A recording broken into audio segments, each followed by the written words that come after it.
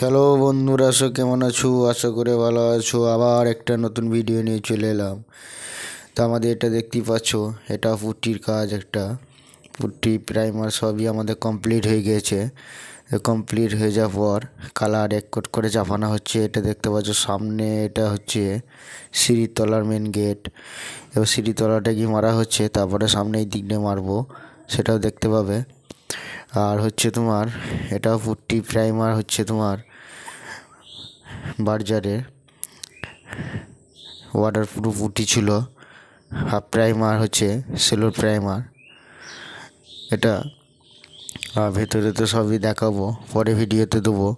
সবাই কালার করা আছে। আর সিটিটা হচ্ছে তোমার এই দিক থেকে নিচেটা নিয়ে এক কালার করা হচ্ছে এই দিকটা।